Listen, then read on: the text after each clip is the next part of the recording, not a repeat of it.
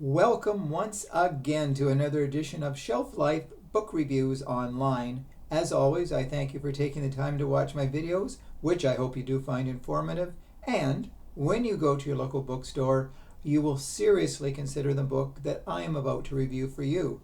It is done by a very notable author and one who you should be most familiar with. This is an advanced reading copy, so the title is not here on the cover, but it is The Rising Tide by Ann Cleeves. This is published by Macmillan and retails for $34. Ann Cleeves is noted for her very popular Chief Inspector Vera Stanhope series, and this is book 10 of that series. She does things methodically. She's not one of those detectives who gets into confrontations, shootouts, or whatever. This is a police procedural book. And if you've read any of the Vera Stanhope series books before, you will know what to expect. A very, very compelling read filled with absolutely fascinating characters, of which this has an abundance. The book revolves around 5 friends who have known each other since their teen years. So they're in their 60s now, so it's about a 50-year friendship. And a lot has happened over the 50 years. They all show up every 5 years. They actually meet on a place called Holy Island. And in many ways, it is in tribute to one of the original group who died many, many decades before. Her name was Isabel Hall, and her car, she drowned inside her car thanks to the rising tide, as the title implies.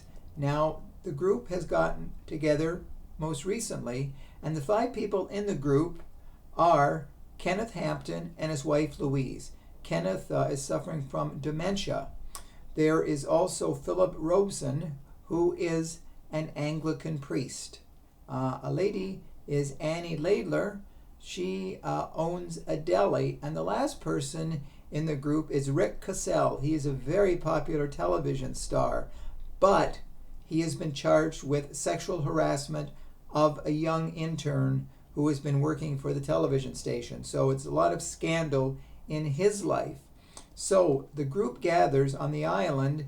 Well, there should be 5, but there's really only 4 living people because Rick Cassell is found hanging from a beam in his room.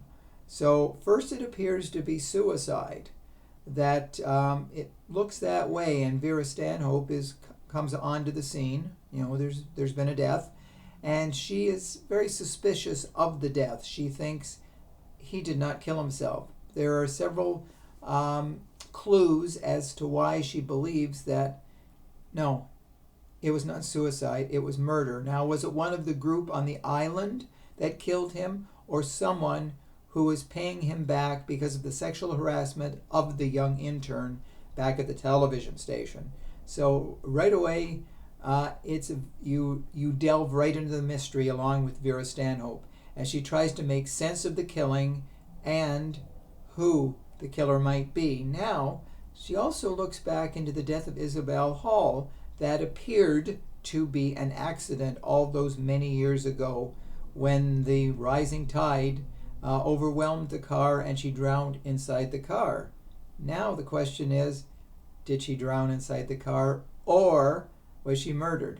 And because this is a murder mystery, you pretty well know there's a connection between that death, this death, and whatever is happening on the island. Is there someone else on the island who is taking care of those who come to meet every 5 years?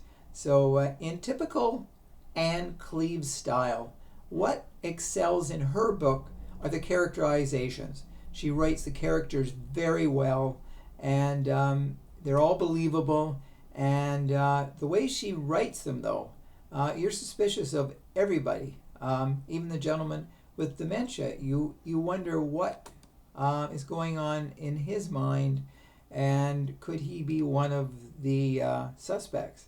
So it page by page, it gets more intriguing, and you're drawn deeper into the book. Now, Vera Stanhope has the help of fellow officers who offer their 2 cents worth and their theories into the story as well too. So by the time we are reaching the end of the book, it becomes much clearer. The muddied picture clears up totally, and we find out who the killer was and why they wanted Rick Purcell dead, and why Isabel Hall was a victim of the rising tide all those many decades ago. So it's definitely a book that you will not regret reading.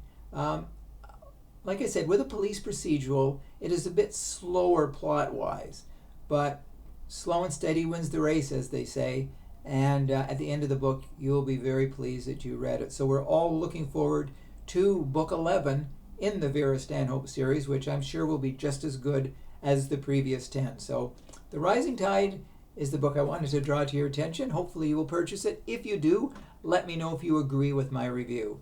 So until we meet again, stay safe and stay sane, and I will see you at the bookstore, and thanks again for watching. Bye for now.